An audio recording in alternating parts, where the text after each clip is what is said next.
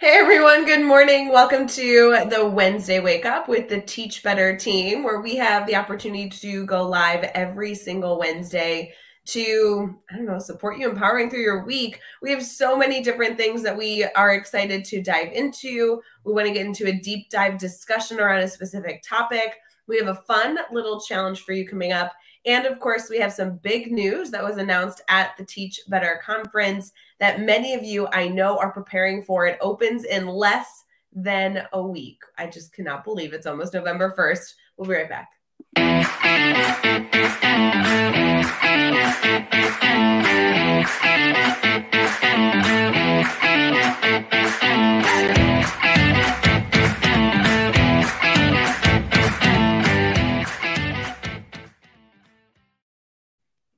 Hey everyone, good morning. My name is Rae Hughart. I am live once again with the one and only Katie Miglin. Katie, how are you?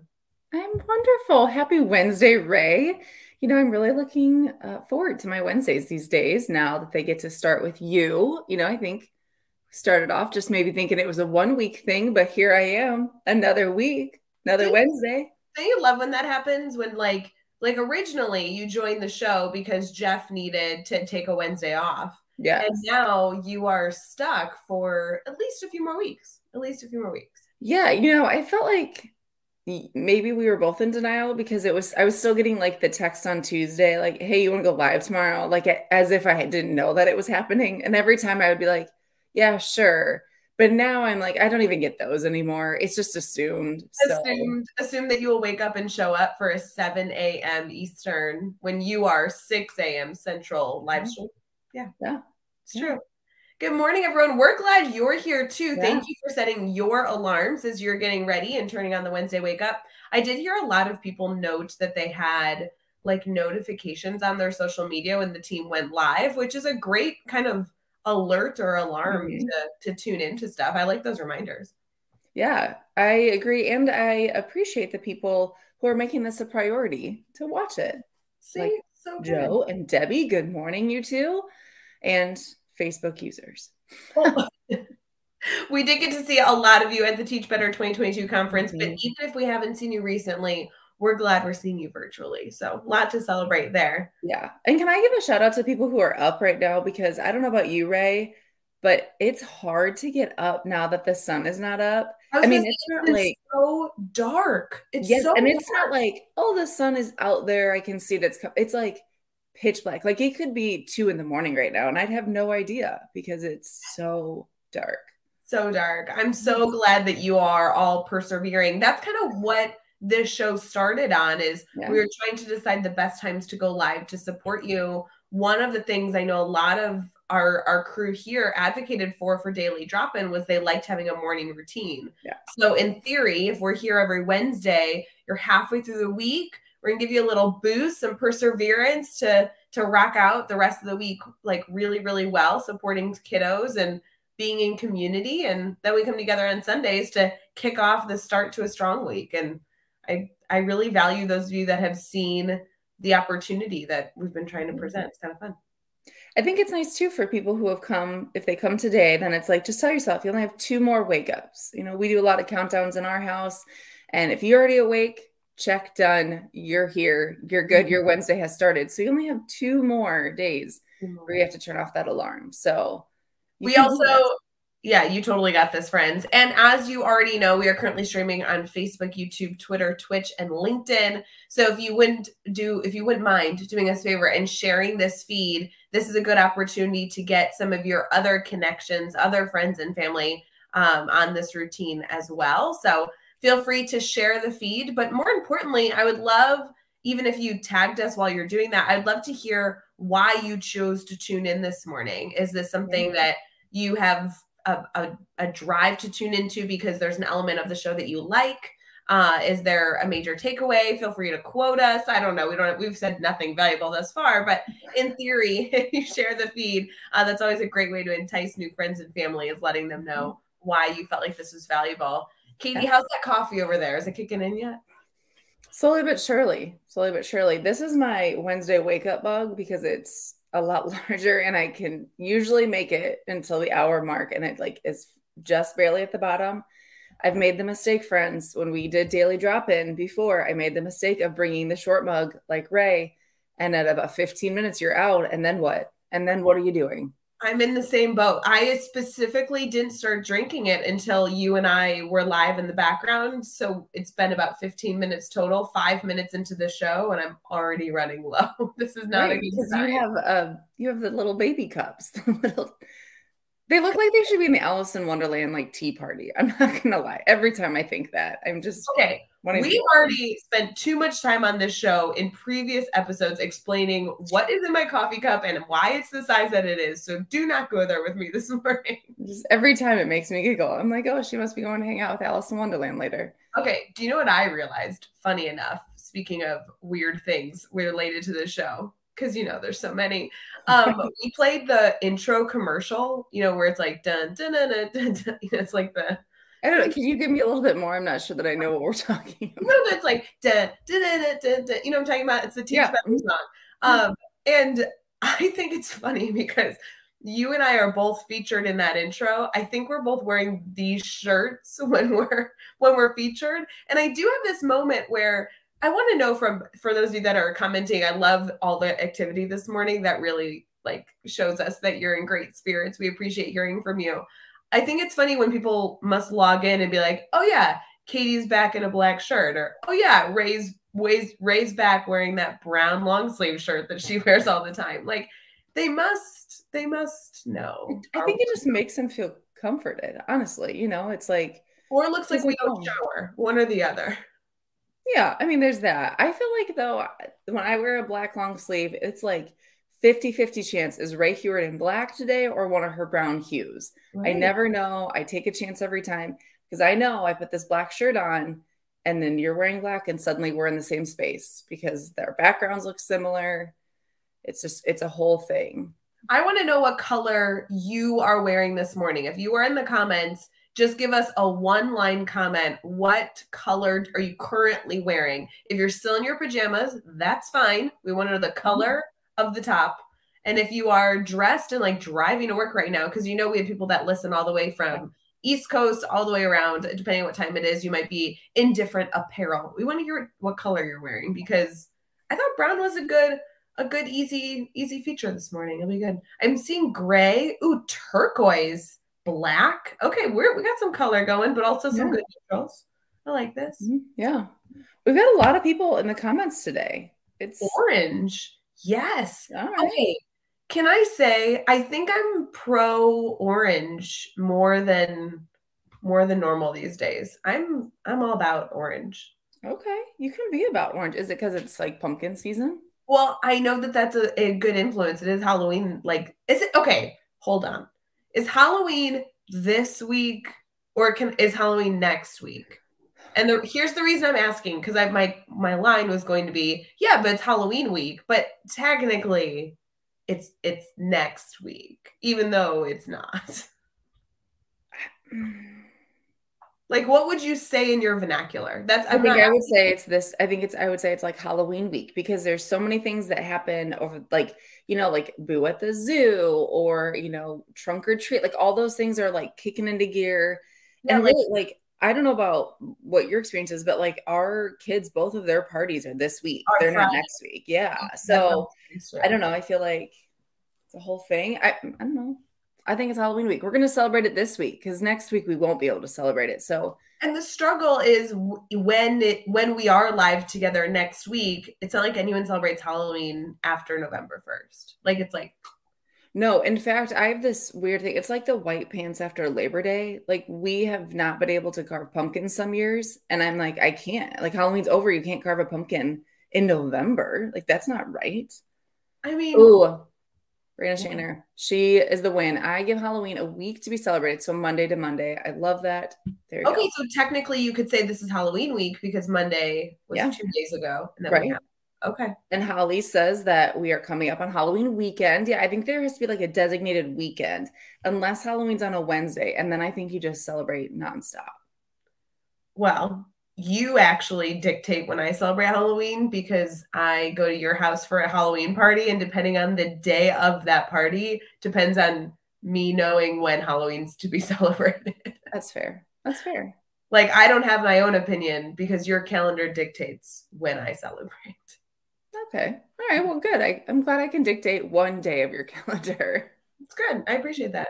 Yeah. There's a lot of comments this morning. We must be in like a commenting mood. This is my favorite Yes. live so far. I love Me all too. these strong opinions. Maybe we're really hitting a nerve here. Okay, so I want to know then, since people are active in the comments, if you are going to a Halloween party. Wait, do you see Brianna's comment? Can we address that? Oh, the day after Halloween is Christmas. I did see this comment and I was choosing to ignore it. Okay, Brianna, you live in the US. You know Thanksgiving's in the middle. We'll get back to you. Go ahead, Katie. Sorry to Yeah, interrupt. you know her Christmas tree is probably already out of the box. No. You're confused. If you're in Canada, fine. If you're in the UK, fine.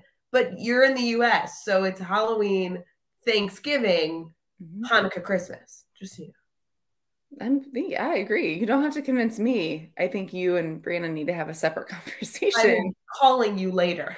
But okay, but the reality is a lot of people like they put their trees up early. You know, like their trees are up mid-November, like Thanksgiving has a tree in it. You're missing the point. I think I'm actually pro both of these conversations because as somebody who doesn't put up lights, I love when your lights are all up early. Put your lights up as early as possible. Christmas lights are one of my favorite things ever. It's still Thanksgiving first, but put your lights up in September. I love seeing them. Okay, you guys, there you go. Rae wants to see them, so bring out all the lights. Bring the lights out and post a photo and tag me. I want to see your lights. There you go. There are quite a few people, though, that are pretty adamant that Christmas begins the day after Thanksgiving. So, okay, so I'm glad we got that. In the US, knowing that in other countries they don't have Thanksgiving in between, we understand. Like Canada already had their Thanksgiving a few weeks ago. So. Well, if you don't have a holiday on the calendar in between, you're allowed to celebrate earlier, start the little festivities. But if you don't, you have to acknowledge all the holidays equally. And can we do a special shout out to Diwali that put up lights early because so many people had celebrations for Diwali this week? Thank you for having a cool holiday that I get to celebrate in and see all your lights. Yeah. And fireworks. I don't know about you. We had a ton of fireworks down here, which was awesome. Yeah, super, super cool.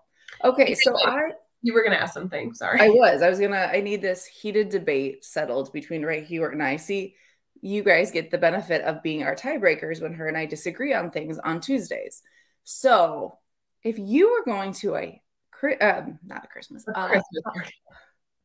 Let me start this over. If you were going to a Halloween party and there were games, there were games that were interactive that required you to do things. Adult games. These are not games like it's a kid's party and there's games. Yeah, we're not doing like pin the tail on the donkey and bobbing for apples. No. It's like, adult games. Like also adults are present and no children are present. I want that to be very specific because I'm willing to play games when there's a 5-year-old running around.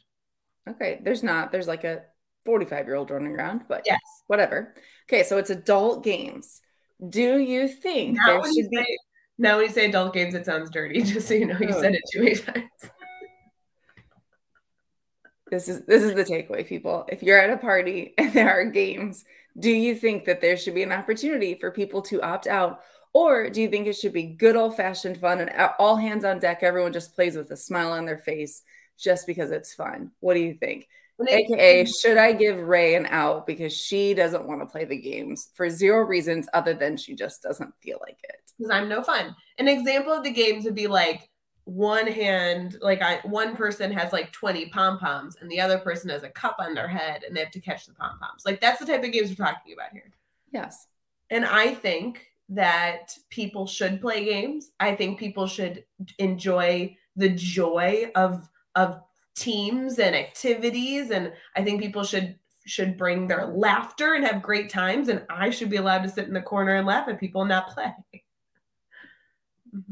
Ooh, look at Adam in the comments. I'm sorry, Katie. Do you want to read that No, one? I don't. Adam, nope. I'm not pulling your comment on the screen. Because he's thinking you forgot, Katie, you're asking the wrong audience because our audience right now is getting ready for the classroom, right? We're getting ready for school. So we're trying to accommodate for all comfort levels and everything else. If we were talking about this at the end of the day, like if there was a live stream tonight and we asked, people would be like, now play the game, do it. Okay, I have a lot of questions about whoever this is opting out equals no Jello shots. Okay. All I'm right, good to sorry. know. Is that a part of the list this year too? I'm not telling you. Why do you have so many secrets? Guys, you're all invited to the Halloween party. Text me if you want the address.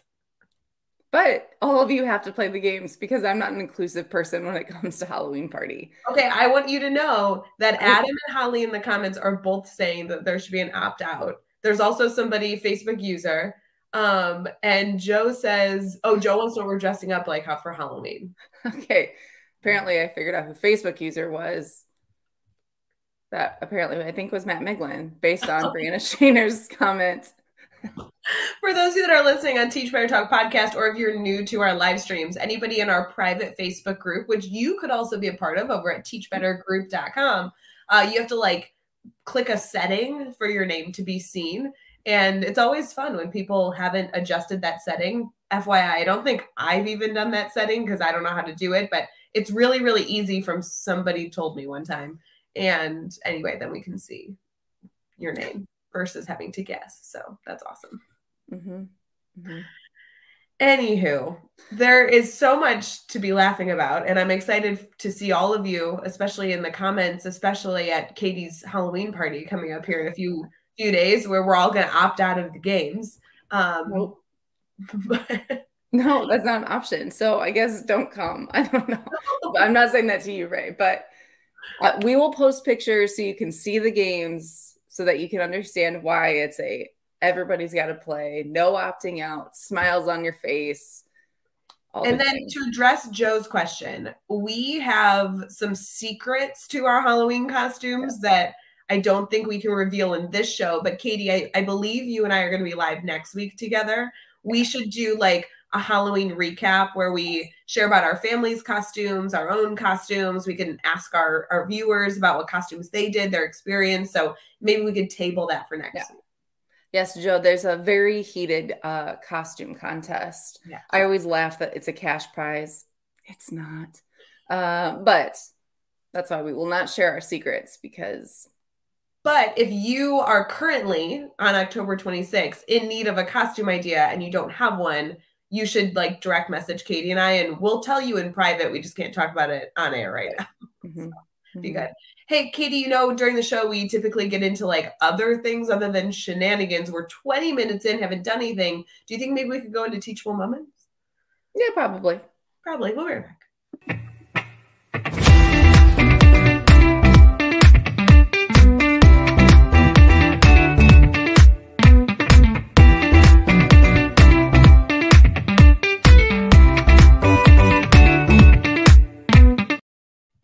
Good morning, friends. We are live for the Wednesday Wake Up Morning Show with the Teach Better team, where we have the opportunity to go live every single Wednesday on Facebook, YouTube, Twitter, Twitch, and LinkedIn to get you persevering throughout the week. I will love to kick off this segment by really sharing my appreciation for all of your loyalty, because in the comments, y'all wanted me to have the opt-out option, and that just shows this is the loving community I know. And these are my people, Katie. These are my people. Mm-hmm. Yeah, I'm glad you have some people, because on Saturday when you're playing games begrudgingly, I'm going to remind you that your people are not at that party. They are going to be there this year. Friends, text me and I will send you the address. I hope you can get to, well, not to Chicago. It's actually Central Illinois. I hope you can get to Central Illinois within the next few days. Can't wait to see you. Yeah. Katie, for Teachable Moments, I know this is typically, in a perfect world, a segment where we can discuss a topic currently going on in education and then give some actionable steps for how we can be better in this area. Obviously, we love joking about costumes and coffee and t-shirt colors and everything in between, but we did have a topic that we thought would be really good for our crew this week to reflect on and possibly take action steps to Mhm. work towards being better. So where should we get started? Well, you and I were discussing at one point how it's in some places kind of end of first quarter is either happened or getting ready to happen, or, all the things kind of, I feel like we're in that fallish time period where we're getting ready for maybe parent teacher conferences, or maybe not. Some people do it differently, but you and I have talked multiple times about kind of how do we reflect? How do we provide that moment, that intentional pause to give students the platform to be thinking about where have they been and where are they going? And I know you and we've talked about it 100 different times in 100 different ways, but I kept coming back to that idea of like, well, yeah, we both of us have done intentional reflection day to day, but there's also an opportunity, if you're not someone that has done that, to do it also at the end of like a grading period, or when there's a natural transition. Some of you have fall break. So I just thought that'd be kind of a good thing to talk about, like, what is the benefit of student reflection? Why do we do it, and how to facilitate it? So I love this topic. I think it's a really good touch point for us also at the end of October, that if we had our own personal goals to implement some of these strategies that are best practices that we know have a ton of research to support the progression of our student success, why not get a little bit of the conversation flowing, just in case we hadn't gotten there yet this year. right. I know for me, Katie, when I graduated from college and they give you that like teacher certification to go change the world, student reflection was one that I knew was an important element of a successful progressive classroom that I had no idea how to implement. And I kind of described this in other talks I've been able to give, but I feel like you leave college with like a gallon-sized bag of puzzle pieces, and every puzzle piece symbolizes one of those research-supported best practices that every teacher should do for a successful classroom. The problem is that when you leave with a bag of puzzle pieces and none of them are clicked together, then it's the teacher's responsibility when they get into the classroom to figure out how to put the puzzle together. And I think a lot of educators then, unfortunately, but not, I don't really necessarily think it's their fault, but unfortunately only get a few of those pieces together and the rest go untouched because we get busy, or we can't find the right piece, or we don't quite see how it fits in with our structure that we essentially create from the ground up as we enter into the field. And reflection is a great one. I started off my first year teaching doing reflection all the time. I did it sometimes during day-to-day class, sometimes at the end of the week, sometimes I did it at the end of the quarter, at the end of the month. And my struggle was like, I felt like it was wasting time in the classroom. And I don't mean wasting time because it's not a good practice. There's a lot of research that supports this being something that's essential for a classroom these days. But when you don't know how to do it, why you're doing it, it is like a waste of 10 minutes to do it.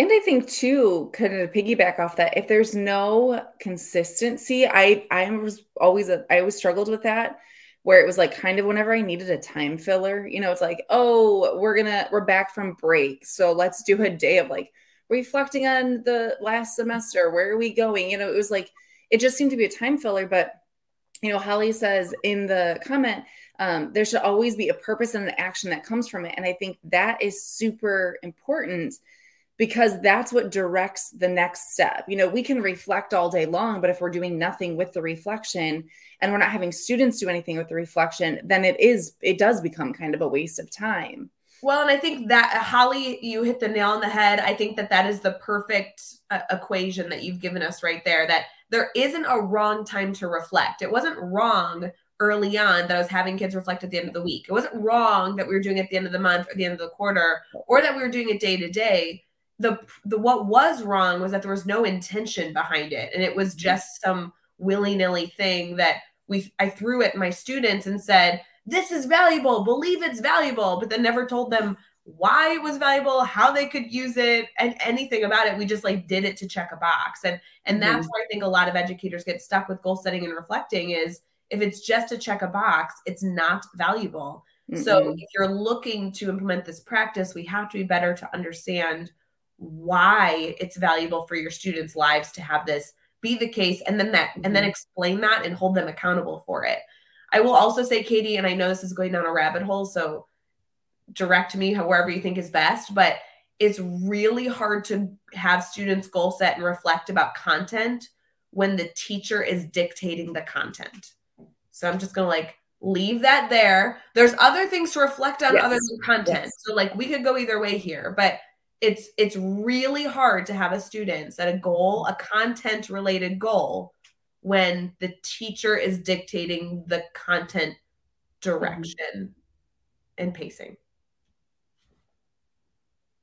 No, I think you're right. I think there is opportunity for reflection in other ways. If you're the driving the content train, then I think you have to be intentional of what is the reflection going to look like, because as adults, we know if you reflect on something but can't make a change, you're actually unable to make a change to change the reflection outcome for the next time, then it's a waste of time, and it's disheartening. You know, if you have a student that's like, I haven't been able to meet these goals, I haven't been able to meet the expectations given to me in my class, but they can't actually change the pacing, they can't change the content, they can't change the delivery, well, then it is kind of this moment where, then what's the point? And what's the point of them reflecting? So then you have to think, okay, am I going to have them reflect on the behaviors or what they can control? So I think that is a great point, is reflecting on what they can control so that they can change, so that the reflection continues to have them grow and be a better, better going forward.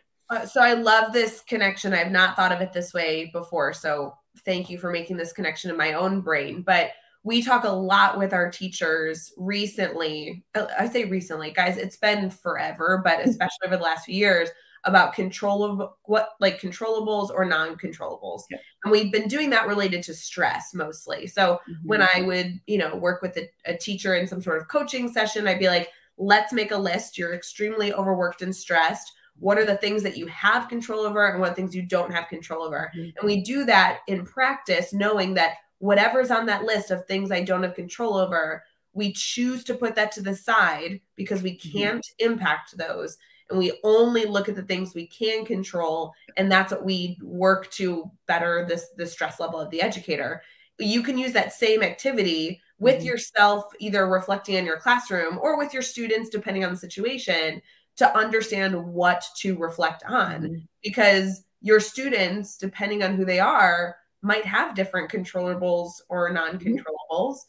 But more or less, if you are dictating the pacing, and when I say that, I mean, if you're not facilitating a mastery level classroom where students have voice and choice in their pacing and progression through content, no judgment, but because you are facilitating that classroom, you do have the opportunity to reflect on other things. I love that you suggested behavior as one of them. I think student building up their characteristics is a great one related to behavior that they could be working towards. Yeah. So I think identifying what students can control is an important starting point, whether it's an internal thing that you do on your own of what do my students, what are they able to control, and then deciding what your reflection will be.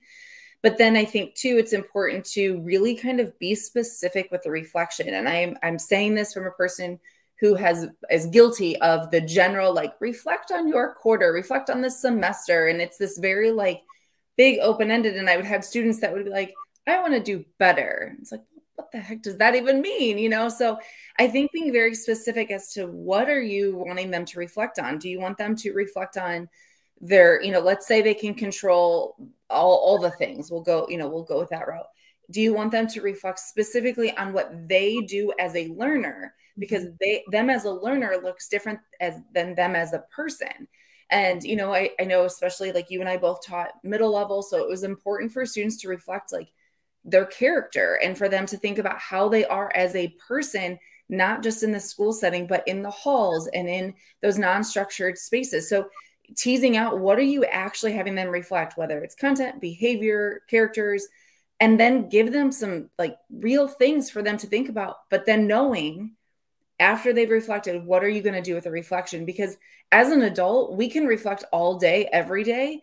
But if you don't do anything to make the change, it's going to continue to be disheartening. I mean, I'm sure that, New Year's resolutions, that's like the thing I feel like people hear all the time is they reflect on the last year. And they're like, I'm going to work out every day.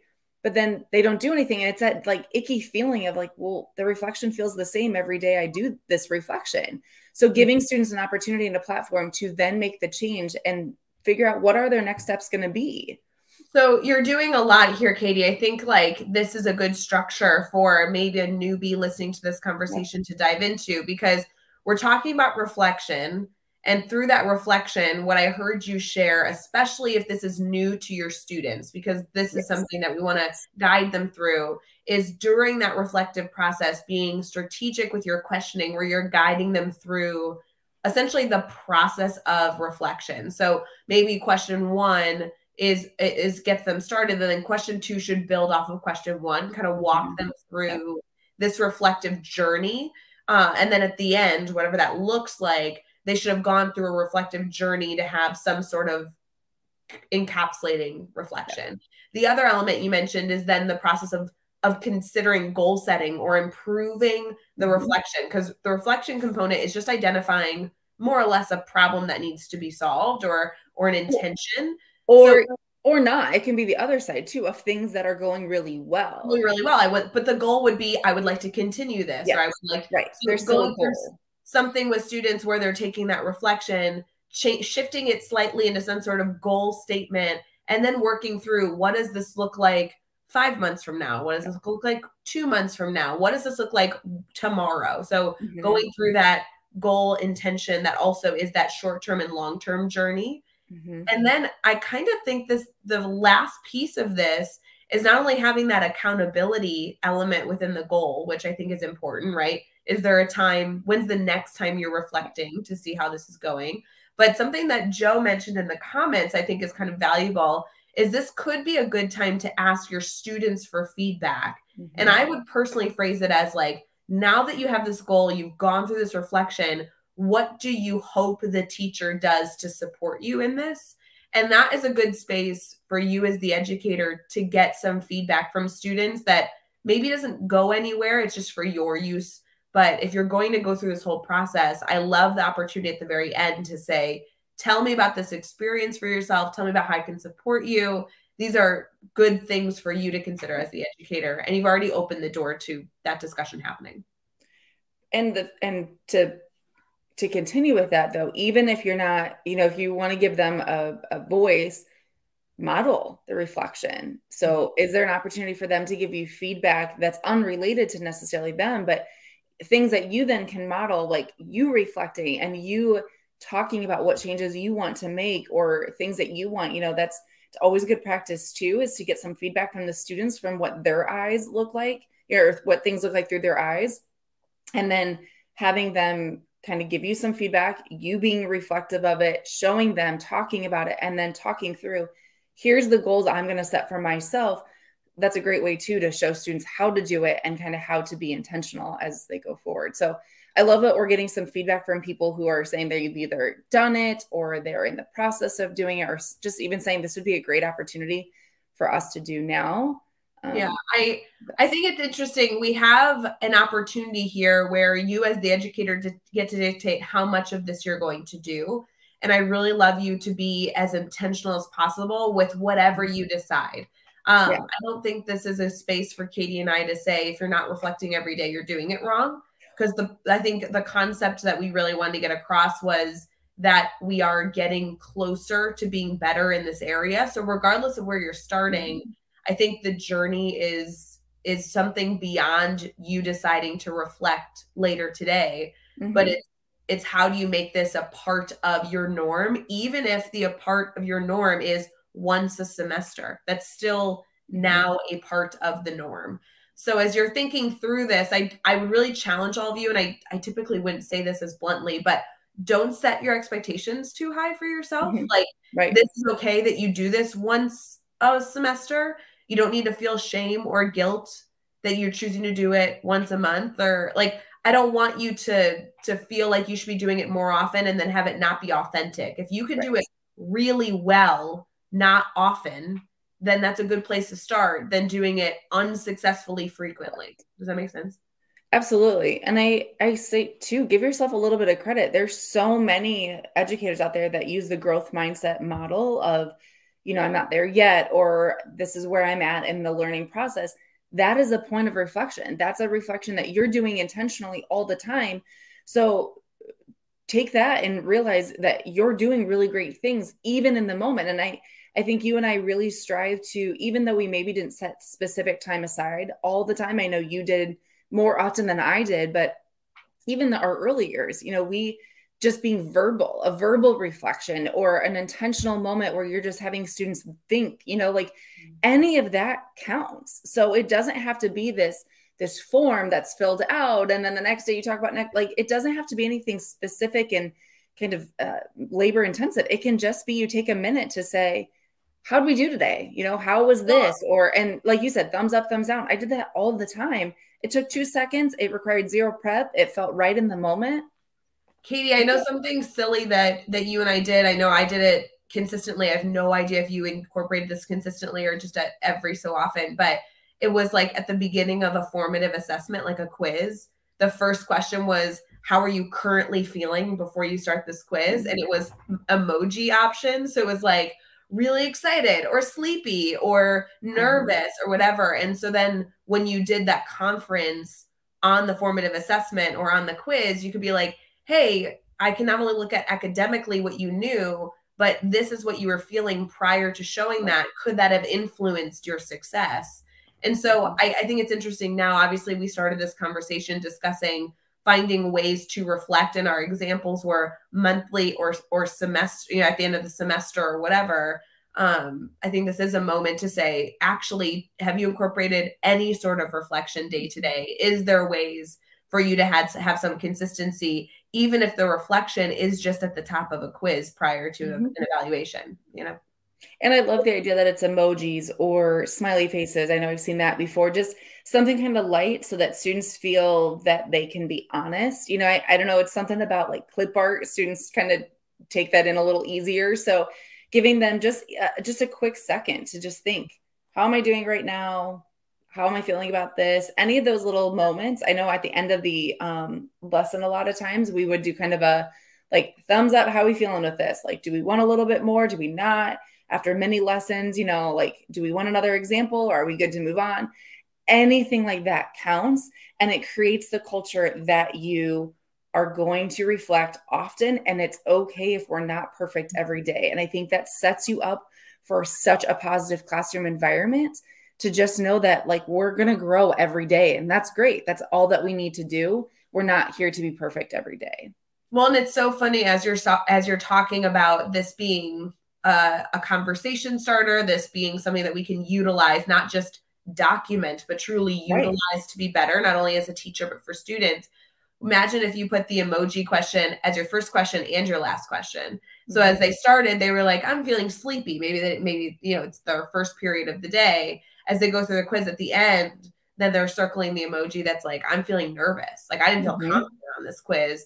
Regardless of the outcome, actually that gives you really good conversation starters for those organic dialogue with your students.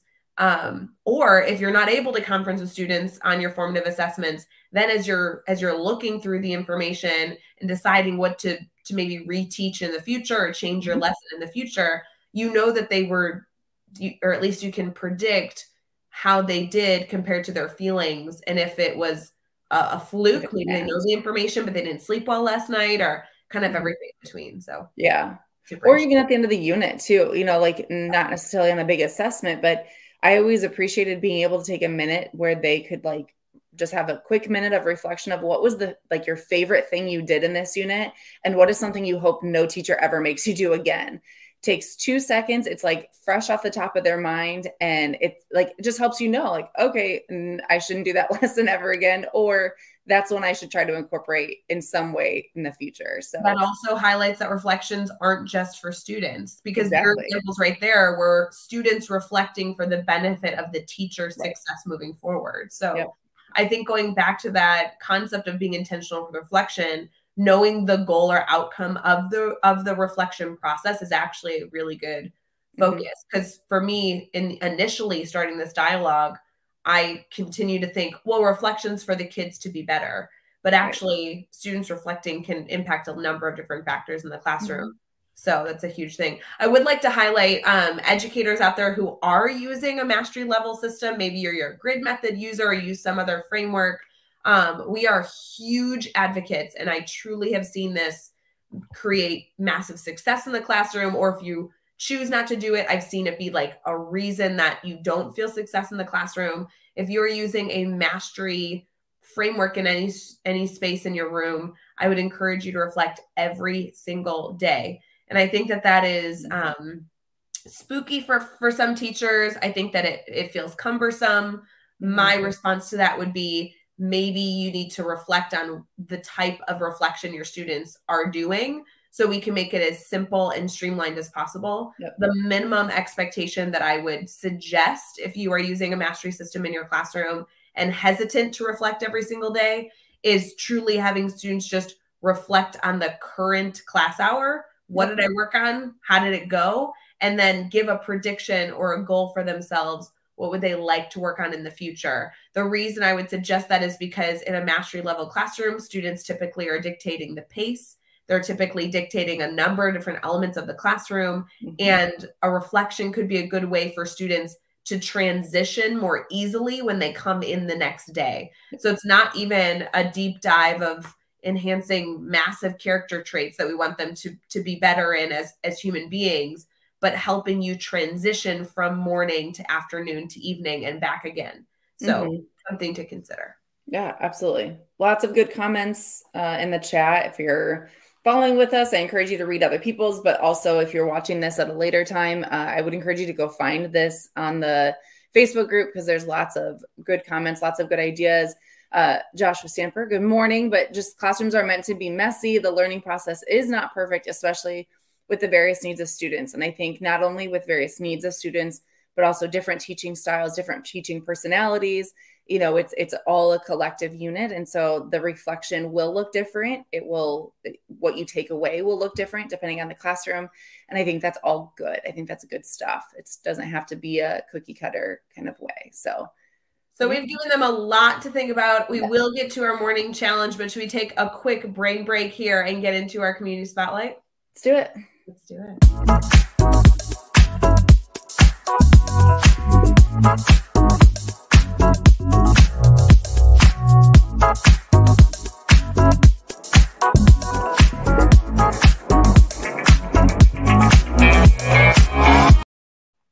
Hey friends, thank you for tuning into the Wednesday Wake Up. We have a few more things for you before we wrap up our show this morning and then send you off to a very successful Wednesday.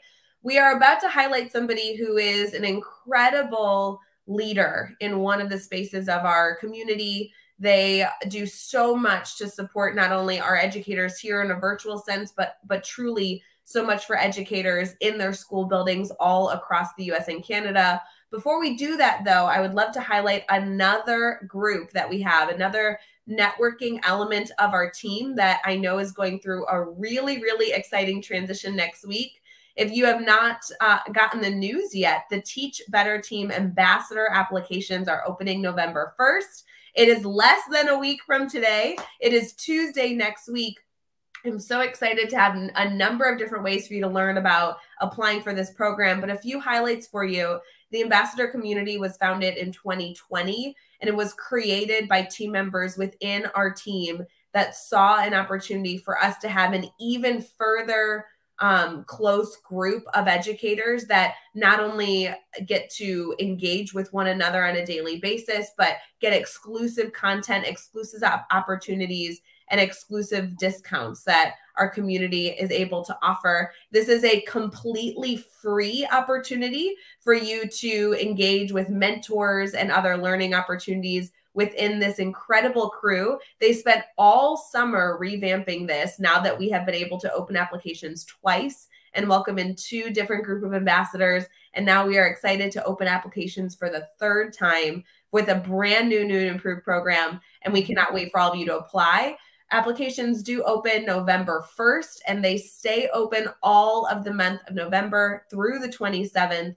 And I will tell you, the application is short and sweet. It takes about 15 minutes at most. And it is a great opportunity for you to intentionally set a goal to be a stronger, more connected educator by being a part of a group that really carries that Teach Better mindset. So for more information, here is a little video clip for you.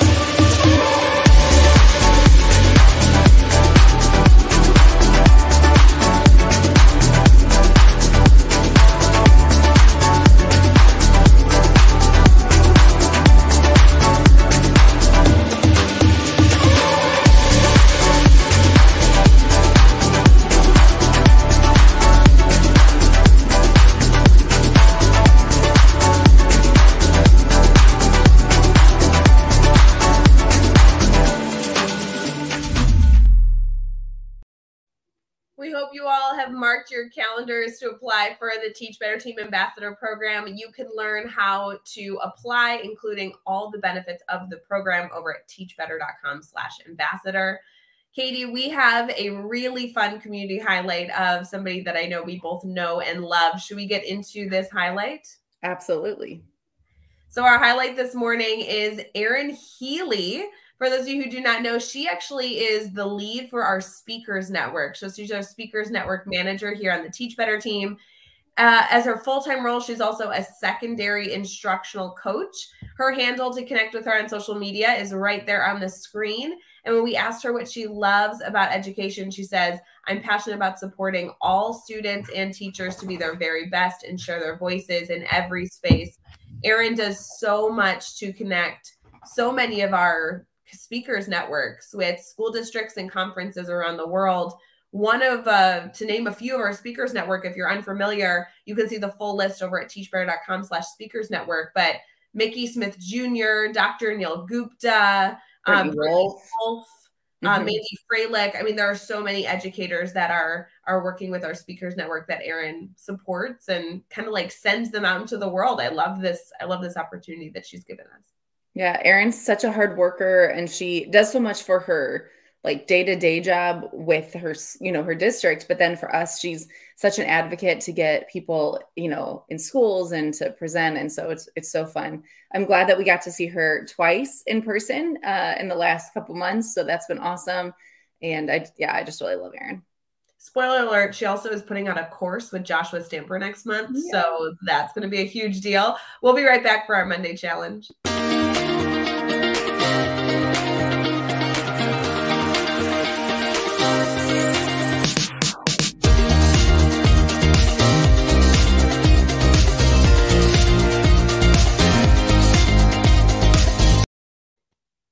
Good morning, friends. We are wrapping up our Wednesday Wake Up Morning Show with the Teach Better team, where we are live on Facebook, YouTube, Twitter, Twitch, and LinkedIn every single Wednesday morning.